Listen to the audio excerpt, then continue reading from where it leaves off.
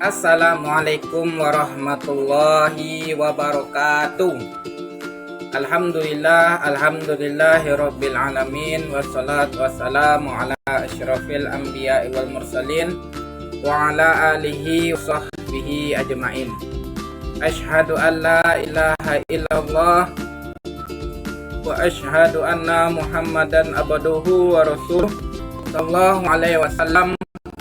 La nabiyya ba'dah amma ba'du.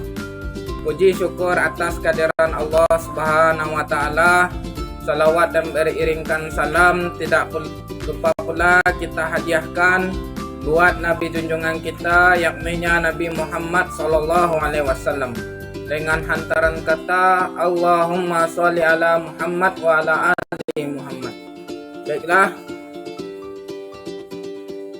langsung saja masuk kepada materi yang kami sampaikan pada hari ini, yakni definisi, objektivitas, metode, kegunaan, dan hubungannya dengan filsafat Yunani.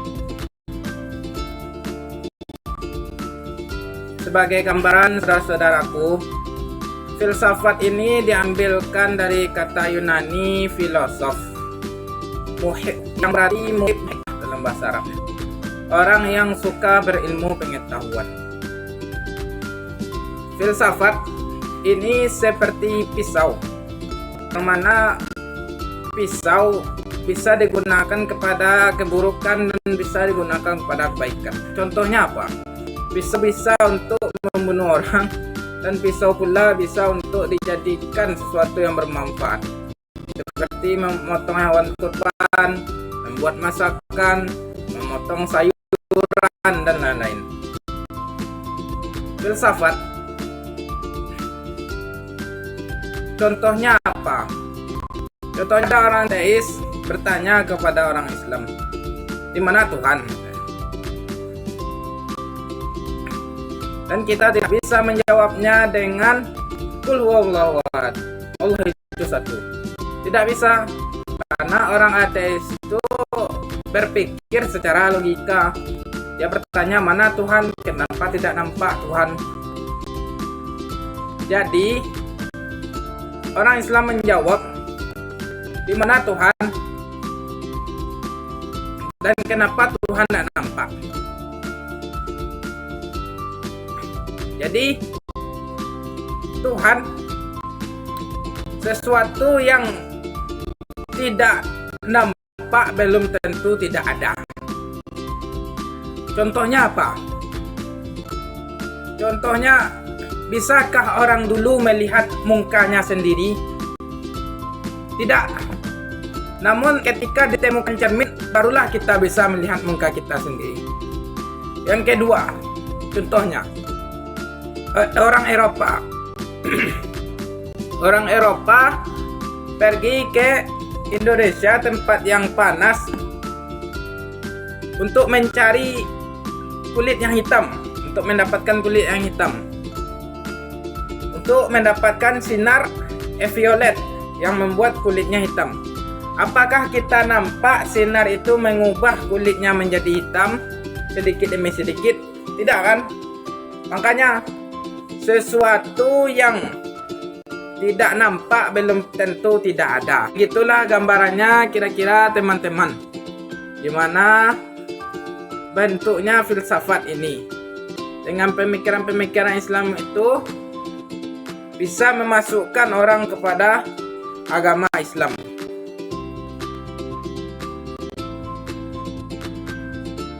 Satu, kita masuk kepada definisi filsafat. Definisi filsafat terbagi dua. Yang pertama, sebagai produk pemikiran.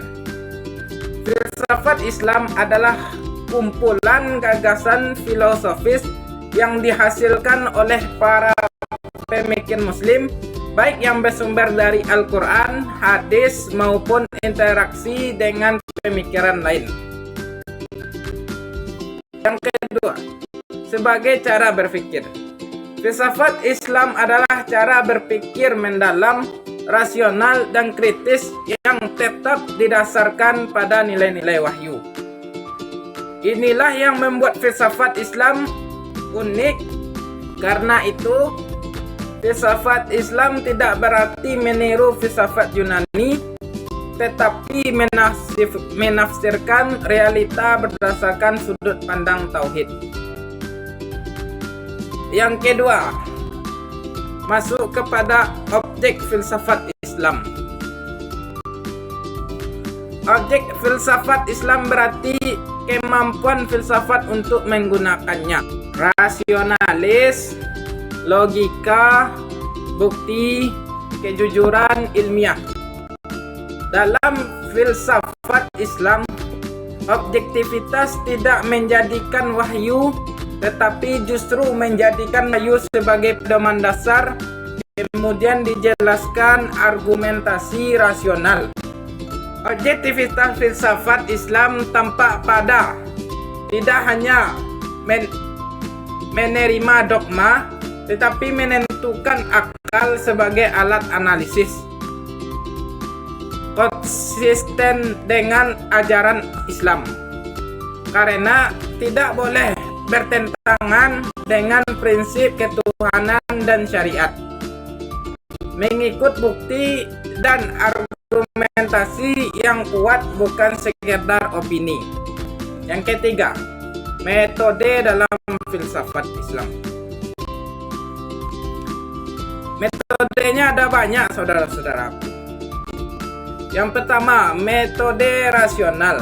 Apa itu metode rasional? Metode rasional itu metode akli, menggunakan logika, analisis, dan argumen. Yang kedua, metode bayani. Apa itu metode bayani? Metode bayani itu nas tekstual. Yang metode itu mengambil ayat Al-Quran dan hadis sebagai dasar, lalu dianalisis secara kritis. Yang ketiga, metode burhani, menggunakan bukti-bukti kuat dan argumentasi. Keempat, metode irfani, menekankan penyucian jiwa, intuisi, dan pengalaman batin. Yang kelima, metode integratif. Apa itu metode integratif? Menggunakan akal, wahyu, dan intuisi. Digunakan oleh tokoh-tokoh besar seperti Mulia Sadi yang menggabungkan akal, stek, dan intuisi sekaligus. Masuk yang keempat, kegunaan filsafat Islam. Apa kegunaan filsafat Islam? Banyak. Yang pertama, menguatkan dan memperluas cara berpikir, mengajarkan kita untuk berpikir. 1. Kritis, logis, mendalam, sistematis. Yang kedua, menghubungkan ilmu dan agama. Filsafat Islam menjadi jembatan antara wahyu, ilmu alam, logika, etika, spiritual. Yang ketiga, membantu memahami hakikat kehidupan. Filsafat Islam membantu manusia mengenal siapa dirinya, dari mana ia berasal, ketiga, kemana ia akan kembali. Yang keempat, mengembangkan peradaban Islam. Ilmu kedokteran, matematika, kimia, astronomi, dan sejarah berkembang pesat di dunia Islam karena pendekatan filosofis yang terbuka dan kritis. Yang kelima, menjadi dasar pembentukan pemikiran filsafat Islam, mendorong generasi muslim untuk berpikir kreatif dan tidak sempit. Selanjutnya, 5. Hubungan filsafat Islam dengan filsafat Yunani. 1. Umat Islam tidak meniru tetapi mengislamkan. Maksudnya di sini, umat Islam mengkritik filsafat Yunani, lalu menyesuaikan dengan akidah Selanjutnya, menolak yang bertentangan. Yang keempat, mengembangkan pemikiran baru yang lebih sempurna. 2. Hubungannya filsafat Yunani sebagai sumber awal pada masa Abbasiyah. Karya-karya Yunani diterjemahkan ke dalam bahasa Arab melalui gerakan penerjemah di Baghdad, seperti logika Aristoteles. Selanjutnya, filsafat Stoa, pemikiran Plato, dan matematika. 3. Koreksi terhadap pemikiran Yunani. Umat Islam menolak beberapa prinsip Yunani. Yang pertama, Islam kekal, alam itu kekal katanya.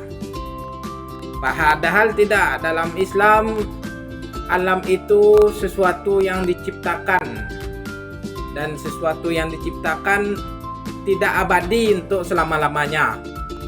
Yang kedua, Tuhan tidak mengetahui detail. Dalam Islam, Allah itu maha mengetahui, al-ilmun, maha mengetahui, termasuk ke dalam sifat-sifat Allah yang maha mengetahui. Yang ketiga,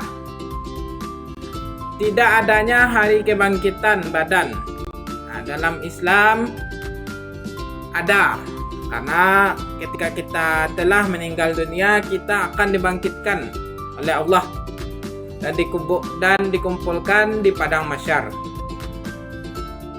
Selanjutnya, integrasi yang melahirkan filsafat Islam setelah dikritik dan dicerna. Lahirlah filsafat Islam, yaitu filsafat yang akalnya bekerja keras tetapi hatinya tetap berpijak pada tauhid. Jadi filsafat di sini tetap mengikuti arahan tauhid. Kesimpulannya adalah: 1. Filsafat Islam adalah perpaduan antara akal dan wahyu.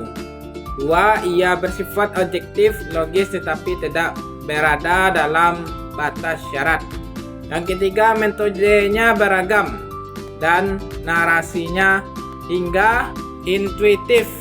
Yang keempat, kegunaannya besar bagi ilmu pengetahuan, iman, dan peradaban. Yang kelima, filsafat Yunani memberi inspirasi akal, tetapi para ilmuwan Muslim mengembangkan dan mengislamkannya hingga melahirkan sistem filsafat baru, yaitu filsafat Islam. Pandangan saya, mempelajari filsafat Islam sangat penting karena ia memperkuat keimanan, menambah wawasan, dan mengajarkan bagaimana menjadi muslim yang berpikir kritis namun tetap taat pada wahyu. Sekian yang dapat kami sampaikan. Mohon maaf atas segala khilafnya. Wabillahi taufiq wal hidayah. Assalamualaikum warahmatullahi wabarakatuh.